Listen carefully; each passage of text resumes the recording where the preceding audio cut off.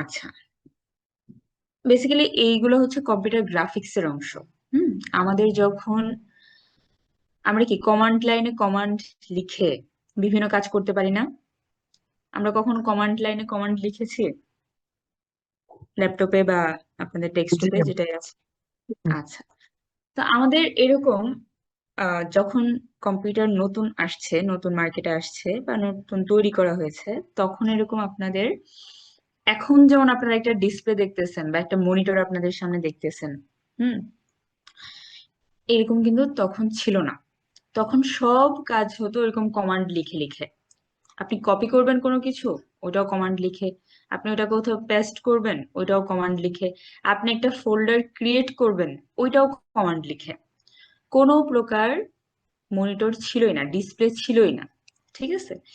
আমরা যে গ্রাফিক্যাল ডিসপ্লেটা দেখি আমাদের সামনে, এখনই যেটা আমরা দেখতেছি, আমাদের একটা ডিসপ্লে আমাদের চোখের সামনে আছে, এটা বেসিক্যালি কম্পিউটার গ্রাফিক্সের একটা অ্যাপ্লিকেশন বলা যায়। কম্পিউটার গ্রাফিক্স আমাদের সাথে ইন্ট্রোডিউস হওয়ার পর আমাদের প্রথমে যেটা নিয়ে আসছে সেটা হচ্ছে গ্রাফিক্যাল ডিসপ্লে। ঠিক আছে? এখন এই ডিসপ্লেটা অনেক রকম হতে পারে। আগের দিনে কি টিভি সাদা কালো ছিল না? মনে আছে সাদা কালো টিভি? দেখছেন কেউ? নাকি আপনারা ছোটবেলা থেকে রঙিন টিভি দেখছেন? দেখছি ম্যাম, দেখছি।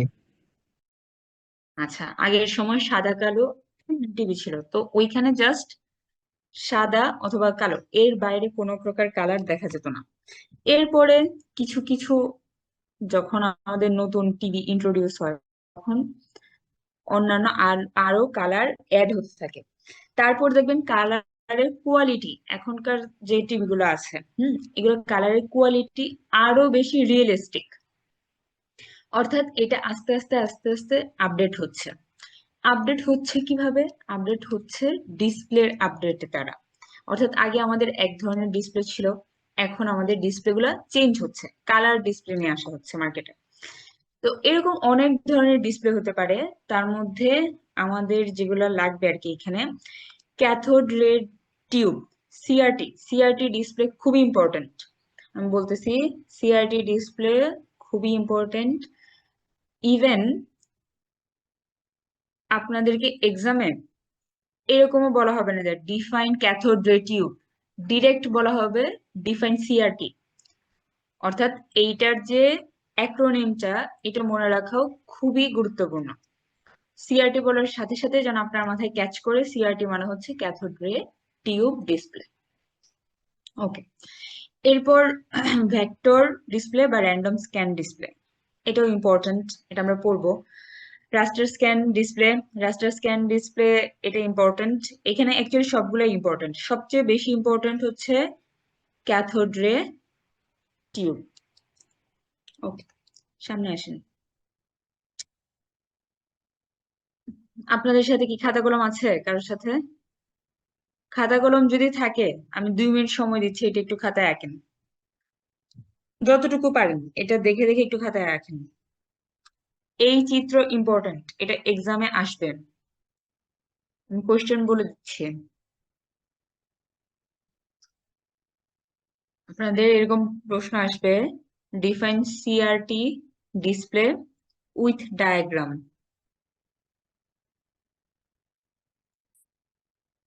অথবা এরকম আসবে, define CRT display, explain how it works with diagram.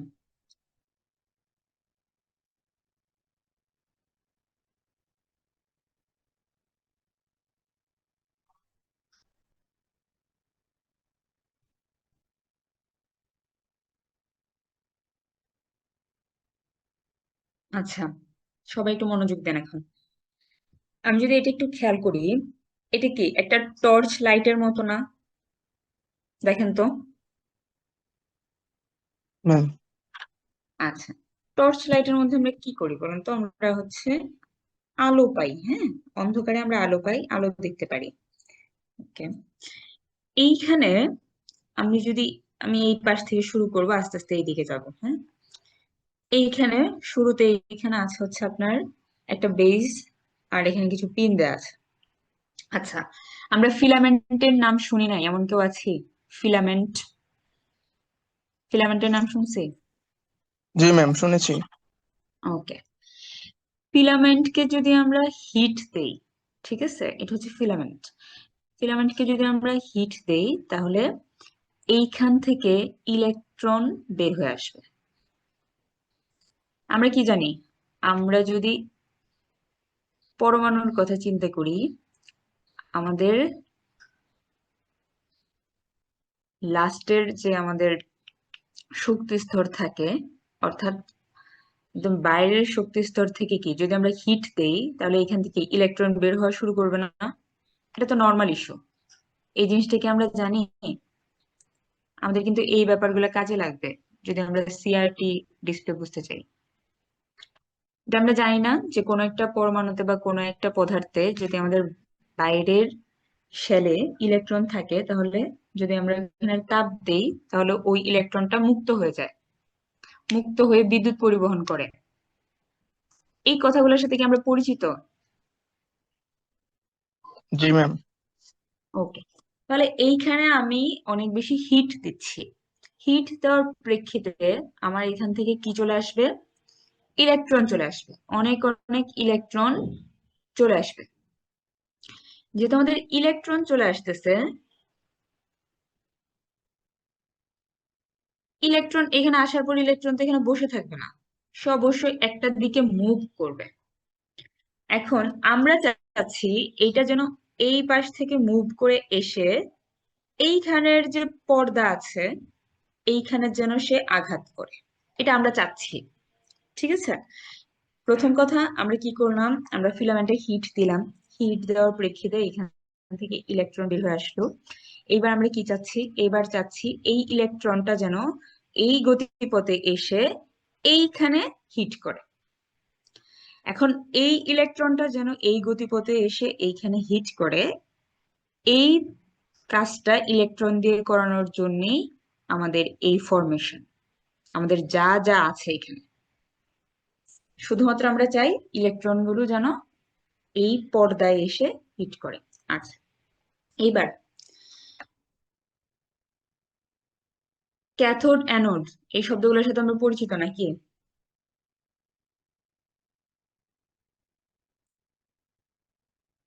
ধরেন আমি চাচ্ছি ইলেকট্রনগুলো এই দিক দিয়ে পাস হোক,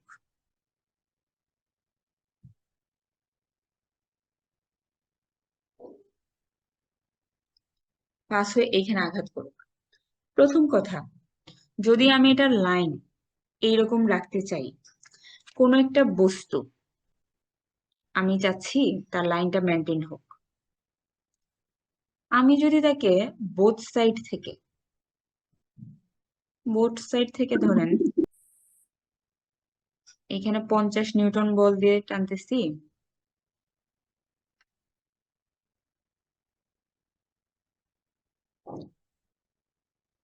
আর এখানে 50 নিউটন বল দিয়ে টানতেছি, তার গতিপথ সামনের দিকে। আমাকে বলেন তো তার গতিপথের কি কোনো চেঞ্জ হবে?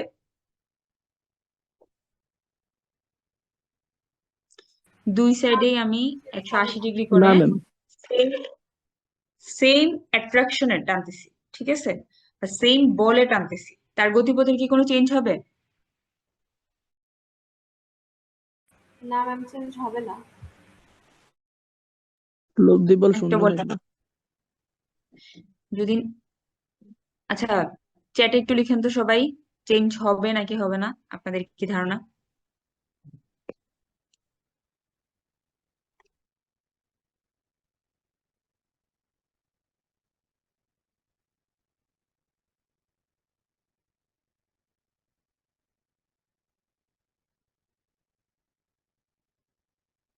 হবে না। দেখেন ইলেকট্রন যেহেতু এইখান থেকে চলে আসছে, হুম, এখান থেকে বের হয়ে চলে আসছে, সে অবশ্যই কোনো না কোনো দিকে যাবে। এবং আমরা কি করব, আমরা চাইবো যে তার লাইনটা এরকম সোজা হোক। এই সোজা হতে গিয়ে আমাদের বোথ সাইড, এই সাইডে প্লাস এই সাইডে, বোথ সাইডে যদি আমরা সমান অ্যাট্রাকশনে বা সমান বলে তাকে টানতে পারি তাহলে সে কি করবে, সে সামনের দিকে যাবে, তার গতিপথের কোনো চেঞ্জ হবে না। এখন অ্যানোড, আচ্ছা এটা আমরা পড়ে আসছি না, পজিটিভের আকর্ষণকে করবে, পজিটিভ নেগেটিভকে আকর্ষণ করবে, আর নেগেটিভ পজিটিভকে আকর্ষণ করবে, তাই তো? প্রাকৃতিক নিয়মে তো এটাই হয় নাকি? ওকে, তাহলে এইবার ইলেকট্রন যেহেতু যাচ্ছে, আমরা যদি ক্যাথোড, অর্থাৎ ইলেকট্রন বলতে ক্যাথোড যাচ্ছে, আমরা যদি এখানে অ্যানোড নিয়ে আসি, এইখানেও ফোকাসিং অ্যানোড নিয়ে আসলাম, এই দিকেও দেখেন ফোকাসিং অ্যানোড, বোথ সাইড থেকে অ্যানোড গুলো সমানভাবে ইলেকট্রনকে অ্যাট্রাক্ট করতেছে, তাহলে কি ইলেকট্রনের গতির কোনো চেঞ্জ হবে? বলেন তো, ইলেকট্রনের গতির কি কোনো চেঞ্জ হবে? না না ম্যাম। ম্যাম হবে না। ওকে, এই জিনিসটা এই পর্যন্ত আমরা বুঝলাম যে তার আসতে কোনো সমস্যা নাই, এই পর্যন্ত তার গতিপথ আমরা তৈরি করে ফেলছি। এই পর্যন্ত আসার পরে তার গতিপথ যেন স্থির থাকে, এটার দায়িত্ব নেয় ভার্টিক্যাল ডিফ্লেকশন প্লেটস। এই ভার্টিক্যাল ডিফ্লেকশন প্লেট তাকে হচ্ছে এইভাবে চলতে সাহায্য করে।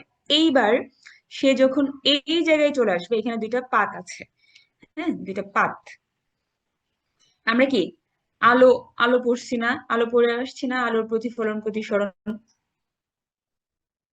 এখানে একটা রে আসলো, তারপরে এই ছিদ্র দিয়ে যদি যায় তখন সে যে কোনো দিক দিয়ে যেতে পারে, ছড়িয়ে যেতে পারে, পড়ে আসছে এটা, পর্দায় গিয়ে আলো পড়তো, আলোর প্রতিসরণে, ক্লাস 9-এর কথা মনে আছে? আলোর প্রতিসরণ প্রতিফলন। ওকে, এখানেও সেম জিনিস দেখেন, এটা আমাদের ওই আলোর প্লেটের মতো না, আমরা যদি বলি এটাকে লেন্সের মতো না, এটা অনেকটা, আমাদের ইলেকট্রন এই পর্যন্ত আসবে, আসার পর সে এইখানে গিয়ে আঘাত করবে, এই দিকগুলো গিয়ে আঘাত করবে। এইবার এখানে যে সে আঘাত করবে, এইটা আপনি মনে করেন আপনার সেই পর্দা যেখানে আপনি দেখতে পারেন। আমরা কি ফসফর স্ক্রিন, এই এই শব্দটা আগে শুনছি, ফসফর দানা, শুনে না থাকলেও সমস্যা নাই, যদি টিভি সম্পর্কে আগে কেউ পড়ে থাকেন তাহলে জানার কথা আর কি। যাই হোক, এই স্ক্রিনটায় অনেকগুলো ফসফর দানা আছে, কোনো একটা ইলেকট্রন সে যখন এসে এইখানে আঘাত করবে, তখন খানিক সময়ের জন্য, হুম, সময়ের জন্য এই জায়গাটা আলোকিত হয়ে যাবে, বুঝতে পারছি? এইখানে একটু লাইট চলে আসবে ইলেকট্রনের আঘাতে, লাইট চলে আসবে, হ্যাঁ। আমরা যে সাদা কালো ডিসপ্লে দেখতাম, আমরা ছোটবেলায় কি সাদা কালো ডিসপ্লে দেখছি না? সাদা কালো ডিসপ্লের কথা যদি আপনি চিন্তা করেন, আমি যদি বলি যে অ্যাকচুয়ালি এই ডিসপ্লের কোথাও আলোকিত থাকে আর কোথাও অন্ধকার থাকে, এটা মিলেই সাদা কালো হয়, তাহলে কি ব্যাপারটা খুব ভুল হবে?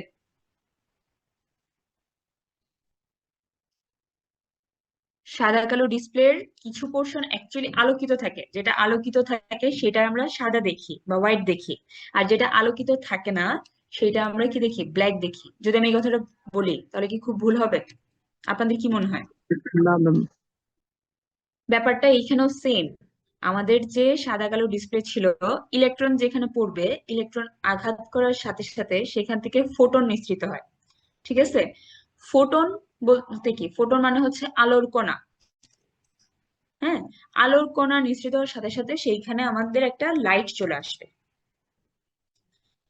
ওই জায়গাটুকু আমরা আলোকিত দেখবো। কতক্ষণ আলোকিত দেখবো? যতক্ষণ ওইখানে ফোটনটা থাকবে, ঠিক আছে? যতক্ষণ ওইখানে ফোটনটা থাকবে ততক্ষণ আমরা আলোকিত দেখবো, যে মুহূর্তে থাকবে না ওই মুহূর্তে ওই জায়গাটা অন্ধকার হয়ে যাবে। এইটুকু কনসেপ্ট কি আমরা বুঝতে পারছি? ইলেকট্রনটা কিভাবে আসলো, সে আঘাত করলো এবং আঘাত করার পর একটুকু জায়গা লাইট দিয়ে আলোকিত হয়ে গেল। লাইটে আলোকিত হওয়া মানে হচ্ছে যতটুকু আলোকিত হলো ওইটুকু পোর্শন আমরা হোয়াইট দেখি, আর যেটা আলোকিত ম্যাম, হলো না ওই পোর্শনটাকে আমরা ব্ল্যাক দেখি। এই পর্যন্ত কারো কোনো প্রবলেম আছে? ম্যাম একটা প্রশ্ন ছিল। হ্যাঁ হ্যাঁ, শিওর। আচ্ছা, ইলেকট্রনটা যখন আসলো তখন এই যে পর্দার মধ্যে হচ্ছে ইয়ে করলো, এখানে যেখানে হচ্ছে ফসফর দানাগুলো থাকবে সেখানে কি আলোকিত হবে? এটা কি এমন, ব্যাপারটা কেমন? হ্যাঁ হ্যাঁ হ্যাঁ, এইখানে আলোকিত হবে। এটা হচ্ছে আপনার ডিসপ্লে, আপনি চিন্তা করেন এটা হচ্ছে ডিসপ্লে। আগের দিনের ডিসপ্লে গুলো এরকম একটু গোল টাইপের ছিল না, এখন তো একদম ফ্ল্যাট। আগে এরকম একটু গোল টাইপের ছিল না আগের টিভি গুলা, একটু বাঁকানো ছিল না, মনে আছে? আচ্ছা, মনে জি না ম্যাম। থাকলেও সমস্যা নেই। আচ্ছা, তো এইরকম একটু লেন্সের মধ্যে একটু বাঁকানো। এইখানে এসে আপনি দেখবেন আপনার আপনার চোখ হচ্ছে এইখানে, এইখানে হচ্ছে আপনার আই। ঠিক আছে, এই আপনি এইটা দেখতেছেন, এই বাইরের পোর্শন দেখতেছেন, আর ভিতরে যা যা হচ্ছে এটা ভিতরের ফাংশন, টিভির ভিতরের জিনিস। ঠিক আছে। আচ্ছা, এইটুকু কনসেপ্ট কি বুঝতে পারছেন? ইলেকট্রনটা জাস্ট কিভাবে আসছে আর কিভাবে আলোকিত হওয়ার কনসেপ্টটা, এটা বুঝতে পারলে আমি সামনের দিকে যাব। এখানে আরো কিছু ব্যাপার আছে দিয়ে ক্লিয়ার করতে হবে। আচ্ছা, যদি প্রশ্ন থাকে চ্যাটেও লিখতে পারেন, এভাবেও বলতে পারেন। ওকে, আসেন এইবার আমরা আবার ওই ছোটবেলার কেমিস্ট্রিতে ফিরে যাব। আমাদের এরকম শক্তি স্তর থাকতো।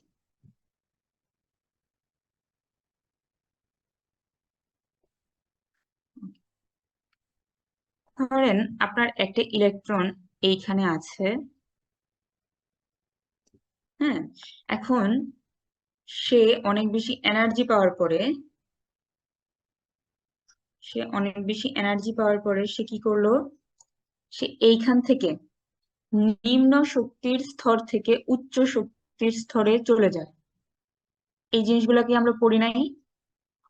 একটা ইলেকট্রন ম্যাম সে যখন স্থানান্তরিত হয় একটা শক্তি স্তর থেকে অন্য শক্তি স্তরে, তখন কি সে শক্তি নিয়ে আসে না এখানে, তার মধ্যে কিন্তু এক্সট্রা এনার্জি থাকে। এইবার সে কি জি ম্যাম। সারাক্ষণ এখানেই থাকে? থাকে না। সে কি করে, সে একটা পার্টিকুলার টাইম পর্যন্ত উচ্চ শক্তির শক্তি স্তরের থেকে আবার নিম্ন শক্তির শক্তি স্তরে ফিরে আসে, এবং এই ফিরে আসতে গিয়ে তার কি করতে হয়, তার যে এক্সট্রা এনার্জিটা ছিল ওটাকে কি ছেড়ে দিতে হবে না?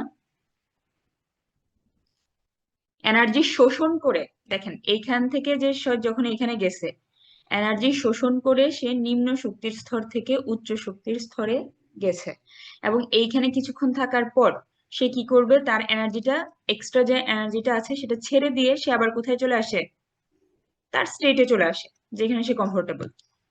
এইটাই হয় না? এই জিনিসটা, এইটুকু কনসেপ্ট কি আমরা জানি? জি ম্যাম। ওকে, এই জিনিসটাই আমাদের এই জায়গায় কাজে লাগানো হয়। একটু মুছে দিই। দেখেন, এইখান থেকে ইলেকট্রন গেল, সেখান থেকে আসতেছে, তার মধ্যে অনেক এনার্জি, সে এইখান থেকে গেলে এখানে হিট করলো। এইবার সে এইখানে সারা জীবন বসে থাকবে না, সে এইখান থেকে আবার নিচের শক্তি স্তরে ফিরে আসবে। ঠিক আছে, তো যখন ফিরে আসবে তখন সে একটা শক্তি বাইরে বের করে দিবে, অর্থাৎ তার যে এক্সট্রা এনার্জিটা ছিল সেটা নির্গত করে দিবে। এই এক্সট্রা এনার্জিটাকেই আমরা বলতেছি ফোটন বা আলো। ঠিক আছে, এই এক্সট্রা এনার্জিটা সে যখন ছেড়ে দিবে, ছেড়ে দিয়ে বলতেছি যে আলোটা সে ছেড়ে দিচ্ছে, ছেড়ে দিয়ে সে একটু টাইম পরেই, সাধারণত এগুলো ন্যানো সেকেন্ডে হয় বা মিলি সেকেন্ডে হয়, একটু টাইম পরে সে আবার নিজের অবস্থানে চলে আসবে। এইবার আমাকে একটা কথা বলেন, আপনি জাস্ট চিন্তা করেন, আমাদের এত বড় কিছু চিন্তা করা লাগবে না, জাস্ট চিন্তা করেন যে আপনি একটা লাইন দেখতে চাচ্ছেন ডিসপ্লেতে। এখন ইলেকট্রন আসলো, সে এখানে গেল, যাওয়ার পর সে আবার তার নিচে ফিরে গেল, অন্য জায়গায় চলে গেল। এখন কথা হচ্ছে, আপনি একটা ইলেকট্রন দিয়ে কি এই লাইনটা দেখাইতে পারবেন? কারণ ইলেকট্রন তো আসার পর আবার এখান থেকে চলে যাচ্ছে, সে তো এখানে স্টেবল না। তাহলে কি বারবার যদি একটার পর একটা ইলেকট্রন এখানে আঘাত করতেই থাকে, তখনই তো আমরা কি সারাক্ষণ এই জায়গাটাকে আলোকিত দেখবো? ব্যাপারটা এরকমই না?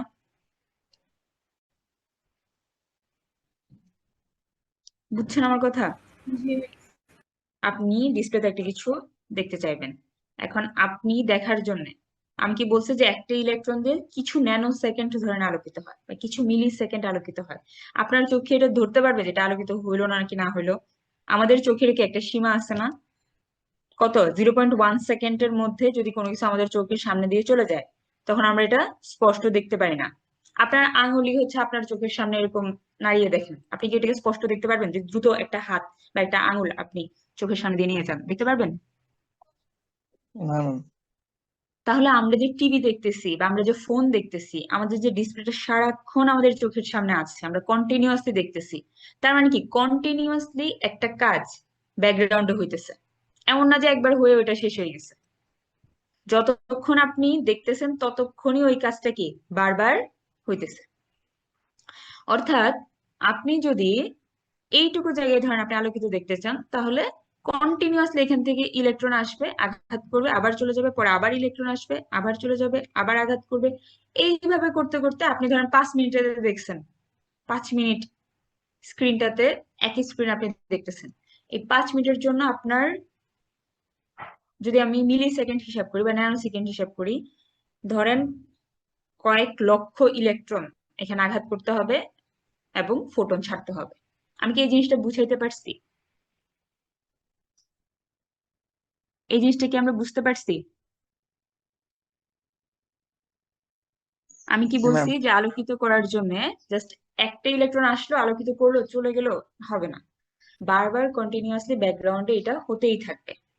এই জিনিসটাকে আমরা বলি রিফ্রেশ করা বা রিড্র করা। স্ক্রিনকে রিড্র করা, স্ক্রিনকে কি করা? রিড্র,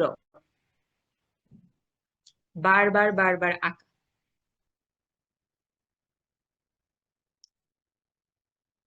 এটাকে বলতেছি আমরা রিড্র। ওকে, অনেক কিছু পড়ে ফেলছি। এবার আরেকটা ব্যাপার বলবো, সেটা হচ্ছে আমরা টিভিতে কোনো জায়গা সাদা দেখি, কোনো জায়গা কালো দেখি। এখন আমার প্রশ্ন হচ্ছে, সাদা কালোর মাঝে ধরেন একটাকে এরকম হয় না যে একটা জায়গায় আমরা অনেক বেশি উজ্জ্বল দেখতেছি, অর্থাৎ অনেক বেশি হোয়াইট, আরেকটা জায়গায় একটু কম হোয়াইট, এরকম কি হয়? নাকি সবগুলা সমান সাদা দেখি আমরা?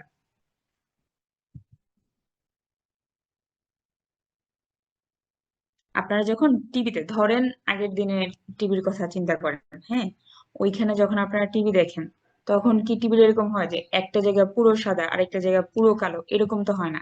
কিছু জায়গা একটু আলোকিত, কিছু জায়গা একটু কম আলোকিত, ঠিক আছে? আরো সিম্পলি বুঝালে, ধরেন আপনি স্ক্রিনে একটা বস্তু দেখতেছেন, প্লাস ওই বস্তুর শ্যাডো দেখতেছেন, হ্যাঁ, অবজেক্ট দেখতেছেন, শ্যাডো দেখতেছেন। এছাড়া আরেকটা স্ক্রিন আছে যেটা পুরো ব্ল্যাক। এখন আমার কথা হচ্ছে, অবজেক্টটা যতটুকু আলোকিত দেখাবে, শ্যাডোটা কি ততটুকুই আলোকিত দেখাবে?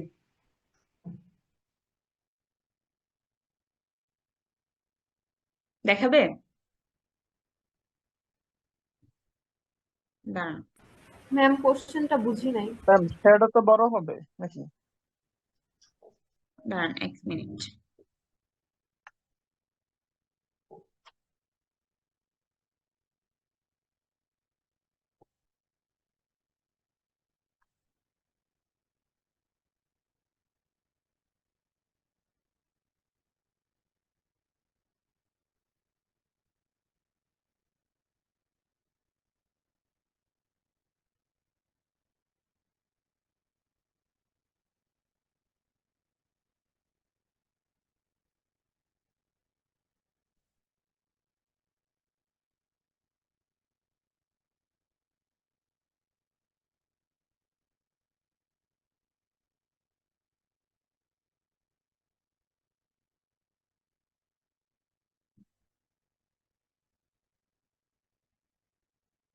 আচ্ছা, দেখেন এখানে অনেকগুলো সাদা কালো ছবি আছে, হ্যাঁ,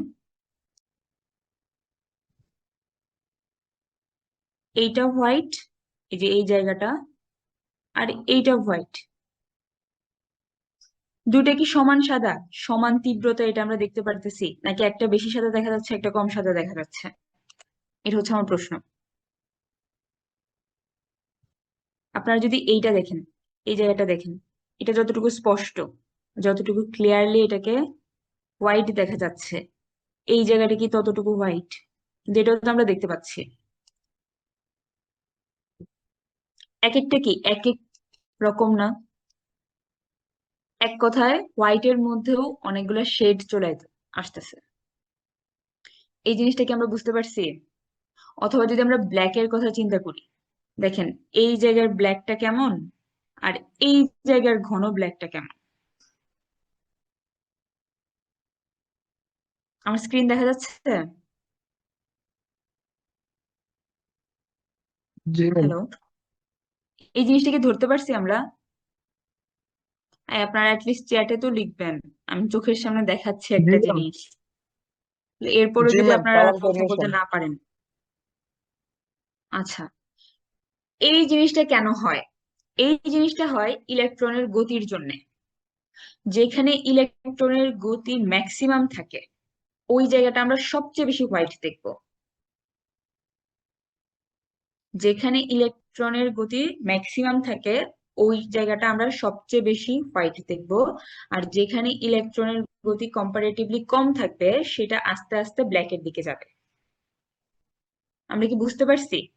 ধরেন ইলেকট্রনের বেগ যখন 20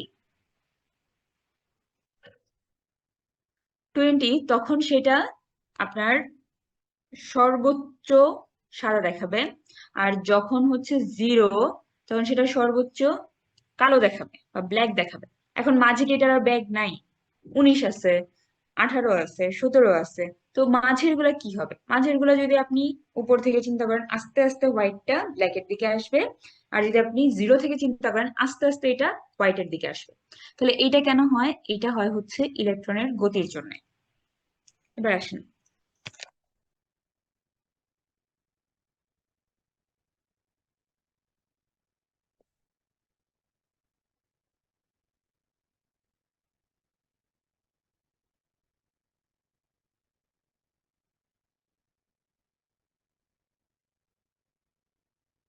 দেখেন প্রথম কথা কি বলছে। বলতেছে যে আমাদের সিআরটি মনিটরটা কি করে, ইলেকট্রিক্যাল সিগন্যালকে ভিজুয়াল সিগন্যালে রূপান্তরিত করে। আমরা এখন এইখানকার সাথে মিলাবো, আমাদের আর কোনো কাজ নেই, আমরা সিআরটি মনিটর পড়ে ফেলছি। প্রথম কথা, ইলেকট্রন আসতেছে। ইলেকট্রনের চলাচলকেই আমরা বলি হচ্ছে ইলেকট্রিসিটি, তাই তো? তাহলে আমাদের ছিল হচ্ছে ইলেকট্রন, আমরা দেখতেছি কি? আমরা দেখতেছি স্ক্রিনে কোনো বস্তু আলোকিত হচ্ছে বা অন্ধকার। তার মানে আমাদের ইলেকট্রিক্যাল সিগন্যালটা কি হয়ে গেল? ভিজুয়াল সিগন্যালে রূপান্তরিত হলো। এরপর বলতেছে ইলেকট্রন গান। কি কি থাকে ইলেকট্রন গানের মধ্যে? আচ্ছা, এইটুকু পোর্শনকে বলা হচ্ছে ইলেকট্রন গান। এখানে ফিলামেন্ট কি হয়? যখন এটাকে হিট দেওয়া হয় তখন এখান থেকে অনেক বেশি ইলেকট্রন চলে আসে। এরপর কি করা হয়? ইলেকট্রন গুলোকে ফোকাসড করা হয় একটা শার্প বিমের মাধ্যমে, এটাকে বলতেছি আমরা বিম। এবং এইখানে দেখেন যে ফোকাসিং অ্যানোড কেন বলতেছি? কারণ এটা ইলেকট্রনকে ফোকাস করতে সাহায্য করতেছে। বোথ সাইড থেকে তারা সেম অ্যাট্রাকশনে টানে, যার ফলে আমাদের ইলেকট্রনের গতিপথের কোনো প্রকার চেঞ্জ হয় না। এরপর কি বলতেছে যে আমাদের ফ্রন্টে থাকে হচ্ছে ফসফর ডট। এখন যখন এই ইলেকট্রন গুলো কি বলতেছে দেখেন, এই লাইনটা দেখেন, when the beam hits a phosphor dot it glows with a brightness proportional to the strength of the beam। আমাদের যে ইলেকট্রনের শক্তির উপর নির্ভর করে, এটা যত জুড়ে হিট করবে ততটুকু প্রপোর্শনে সেটা আলোকিত হবে। এই লাইনগুলো বুঝি নাই এমন কেউ আসি? এটা কি সবাই বুঝতে পারছি? চ্যাটে লিখেন, ইয়েস নো কিছু একটা লিখেন। জি ম্যাম। বুঝলে বলেন, বুঝা গেছে এগুলা? জি ম্যাম। ওকে, আসেন, এগুলো সবগুলো কথাই আমরা চিত্রের সাথে দেখে ফেলছি। এখন জাস্ট আমরা দেখবো এগুলো পড়ে যেখানে কোথায় কি বলতেছে। এবার কি বলতেছে যে ফোকাসিং সিস্টেম, আচ্ছা ফোকাল লেন্থের মধ্যে কাজ করে, এগুলো আমরা দেখে আসছি। হরিজন্টাল ভার্টিক্যাল ডিফ্লেক্টর থাকে পরবর্তীতে। আর স্ক্রিনটা হচ্ছে আমার ফসফোর কোডেড। এরপর বলছে যদি আমি কালার সিস্টেম আনতে চাই, আমরা এতক্ষণ পর্যন্ত কালার সিস্টেম নিয়ে কোনো কথা বলিনি। যদি আমরা কালার সিস্টেম আনতে চাই সেই ক্ষেত্রে আমাদের কি করতে হবে? যে কোনো কালার আমরা কি আরজিবি দিয়ে বানাতে পারি না? রেড, গ্রিন আর ব্লু, এই তিনটা প্রপোর্শনেই তো যে কোনো কালার হয় নাকি? জি ম্যাম। তাহলে আমরা যদি সামহাও এই তিনটা কালার নিয়ে আসতে পারি, তার মানে আমরা সব ধরনের কালার আমাদের স্ক্রিনে দেখতে পাবো। ঠিক আছে? আচ্ছা,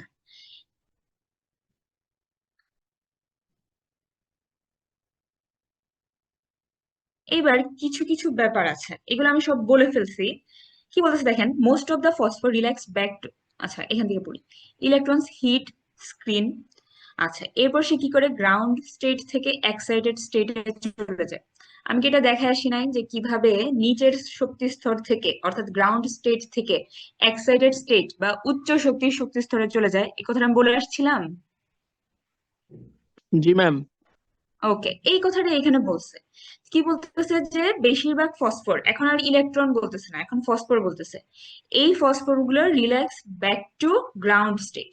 অর্থাৎ সে তো সারা জীবনের জন্য যে সে এক্সাইটেড স্টেটে বসে থাকবে না, সে কি করবে, একটা সময় পরে এক্সাইটেড স্টেট থেকে চলে আসবে নিচের স্টেটে, এবং আসার সময় সে কি করে ফোটন অফ লাইট ইমিট করবে, তার যে এক্সট্রা শক্তিটা ছিল সেটা ছেড়ে দিবে। এবং এই প্রসেসটাকে কি বলা হচ্ছে, ফ্লোরোসেন্স। এখন যদি কোশ্চেন আসছে ফ্লোরোসেন্স কি, পারা যাবে? জি ম্যাম। আমি কিন্তু অলরেডি বলে আসছি, আমি অলরেডি এগুলা আপনাদেরকে চিত্রের মাধ্যমে দেখায় আসছি, যেন এগুলো পড়ার সময় আপনাদের নতুন না লাগে, জাস্ট পড়ে যাবে। আচ্ছা, এরপর বলছে যে এটা খুবই র্যাপিডলি হয়, অর্থাৎ এটা কেউ যাবে এখানে বসে থাকবে না, সে আবার ফিরে আসবে। আচ্ছা, 1 মিনিটের মধ্যে মিটিং শেষ হয়ে যাবে, পর আমি আরেকটা লিঙ্ক দেবো, ওটাতে সবাই জয়েন করবেন। বেশিক্ষণ লাগবে না, 10 থেকে 15 মিনিট লাগবে ম্যাক্সিমাম, শেষ হয়ে যাবে 10-15 মিনিটের মধ্যে। ম্যাম ঈদের মধ্যে তো একটু কম পড়েন। কমই পড়াবো, জাস্ট আমি যা পড়ানো হয়ে গেছে আমার ওইটা দেখায় দিব যে এটা এটা আমি পড়াইছি। আমি তো অলরেডি পড়াই ফেলছি, জাস্ট রিডিং করবো এখন।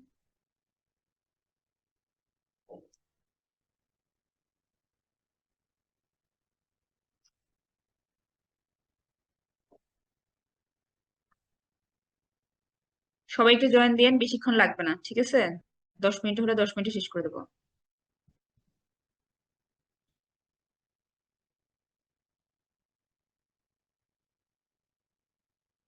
ডিলে করে, ডিলে করার পরে সে ফিরে আসে।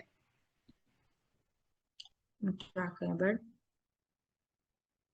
আমাদের গ্রাউন্ড স্টেট থেকে এক্সাইটেড স্টেটে ইলেকট্রনটা যাবে বা ফসফর দানা যাবে, যাওয়ার পরে কিছুক্ষণ সেইখানে ডিলে করবে, অর্থাৎ সে যে ফিরে আসবে এটা একটু স্লো।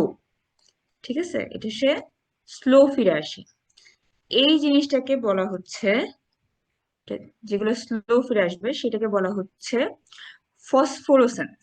তো আপনাদের এরকম দুটো প্রশ্ন আসে, ডিফাইন ফ্লোরোসেন্স, ডিফাইন ফসফোরোসেন্স, 1 নম্বরের। হ্যাঁ, এই জিনিসটা একটু মুখস্থ করতে হবে, আপনারা যদি বুঝে বুঝে লিখেন তাহলেই হবে। আচ্ছা, এবার দেখেন একটা কথা বলছে, আপনারা নর্মালি চিন্তা করেন, এটা আপনার স্ক্রিন,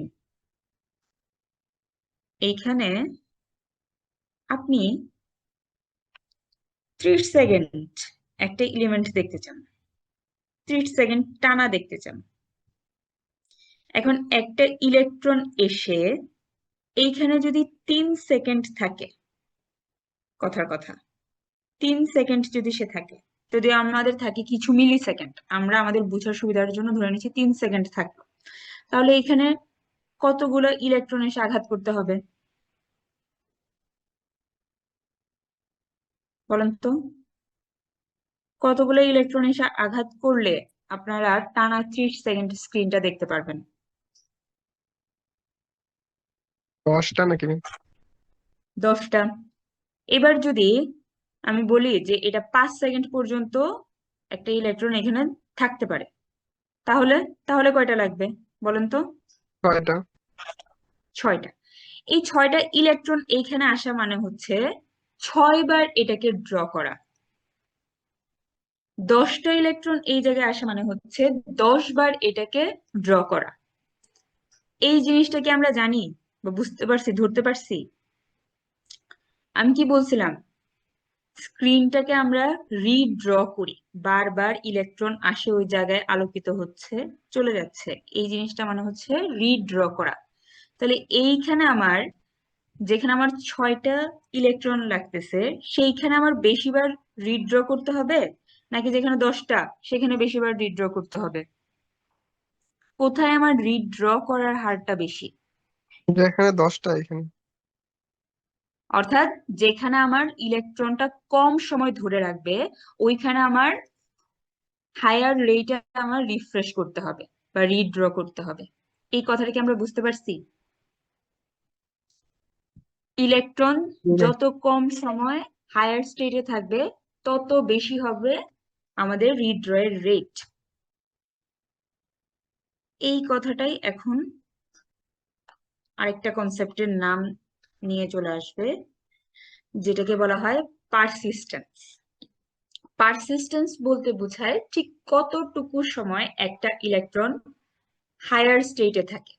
কি বলছে, যদি আমাদের পারসিস্টেন্স বেশি হয়, চিন্তা করেন 5 সেকেন্ড পর্যন্ত ইলেকট্রন ধরে আছে, সেই ক্ষেত্রে রিফ্রেশ বা রিড্র রেটটা কি কম হবে না? 5 সেকেন্ড পর্যন্ত ধরে রাখলে কয়বার রাখতে হচ্ছিল? মাত্র 6 বার। আবার যখন 3 সেকেন্ড ধরে রাখছিলাম তখন কয়বার রাখতে হচ্ছিল? Lower persistence. 3 সেকেন্ডেরটা আপনারা চিন্তা করেন লোয়ার পারসিস্টেন্স, তাহলে তখন আমার কতবার রাখতে হয়েছিল? 10 বার। তাহলে সেই ক্ষেত্রে আমার লোয়ার পারসিস্টেন্স হলে আমাদের রিড্র রেটটা বেড়ে যাবে, হায়ার পারসিস্টেন্স হলে আমাদের রিড্র রেট বা রিফ্রেশ রেটটা লোয়ার হবে। এই জিনিসটাকে আমরা বুঝতে পারছি? সবাই চ্যাটে লিখেন, জি ম্যাম। চ্যাটে লিখেন তো। যদি কেউ না বুঝেন তাও আমাকে বলেন, কোনো সমস্যা নেই, আমি আবার বুঝাই দিব। ম্যাম একটা ওকে, কোশ্চেন ছিল। হ্যাঁ হ্যাঁ বলেন। যদি আমরা একটা স্পেসিফিক ইমেজের কথা চিন্তা করি, তাহলে তো ম্যাম ওইটা ইলেকট্রন গুলা কিভাবে বুঝে যে কোন জায়গায় আলোকিত হবে কোন জায়গা হবে না, মানে এই স্পেসিফিক বিষয়টা। আপনি আর একটু সামনে গেলে, যখন আমরা বাকি গুলো করবো আর কি, তখন বুঝতে পারবেন। Okay ma'am. আচ্ছা, এখন এইখান থেকে একটা 2 নম্বরের প্রশ্ন আসে। এখানে একটা কথা বলছে, high persistence phosphorus allow for a lower refresh rate, avoids flickers. আমরা মাঝে মাঝে দেখতাম না, স্ক্রিন কি হয়ে যেত, স্ক্রিন কেঁপে উঠতো, এরকম হয় মাঝে মাঝে স্ক্রিনটা কি কেঁপে উঠছে, অর্থাৎ পুরো স্ক্রিন এক সময়ের জন্য ব্ল্যাক হয়ে যায়, পরে আবার আলোকিত হয়, এরকম হয় মাঝে মাঝে আপনাদের? এখনকার সময় হওয়ার কথা না, আগের সময় বেশি ছিল, মাঝে মাঝে দেখার কথা। অর্থাৎ যদি আপনার মনে করেন আপনি 3 সেকেন্ড ধরে একটা জিনিস আঁকছেন, আঁকার পরে আপনার পুরো সিস্টেমটা 1 সেকেন্ড করলো না, পরে আবার আপনি 3 সেকেন্ডের জন্য দেখলেন, তখন কি মাঝখানের যে 1 সেকেন্ড, ওই আপনি কোনো স্ক্রিন দেখবেন ওই সময়টুকুতে? না ম্যাম। ওই সময়টুকুতে আপনি কোনো স্ক্রিন দেখবেন না। তাহলে আমাদের কি, আমাদের এটা কন্টিনিউয়াসলি রাখতে হবে, মাঝে কোনো গ্যাপ যেন না পড়ে, এই জিনিসটা এনশিওর করতে হবে। এইটাকে বলা হয় ফিকার্স। যে মাঝে আমার যদি গ্যাপ চলে আসে, তখন আমরা পুরো স্ক্রিনটাকে জাস্ট একটা ব্ল্যাক একটা স্ক্রিন দেখবো। তো এরকম যেন না হয়, এটাকে বলে ফিকার্স। অ্যাভয়েড করতে আমাদের হাই পারসিস্টেন্সের জন্য রিফ্রেশ রেটটা লোয়ার রাখতে চলে, আর লো পারসিস্টেন্সের জন্য ভাইস ভার্সা। ওকে, এখন এখান থেকে 2 নম্বরের প্রশ্ন আসবে আপনাদের, এরকম থাকবে, ধরুন আমি লাইনটা দিয়ে বললাম, high persistence phosphor allow for a lower refresh rate to avoid flickers, explain it. পারা যাবে এখন? এটা 2 নম্বরের প্রশ্ন, এইটা দিয়েও আসতে পারে অথবা এইটা দিয়েও আসতে পারে, যে কোনো একটা লাইন তুলে দিয়ে বলবো এক্সপ্লেইন ইট। পারা যাবে? ইনশাআল্লাহ ম্যাম। আচ্ছা, এবার আসেন সিআরটি ডিসপ্লে টেকনোলজি। সিআরটি ডিসপ্লের 2টা টেকনোলজি, ভেক্টর আর রেস্টার, আমরা ইনশাল্লাহ এইখান থেকে আগামী ক্লাসে শুরু করব।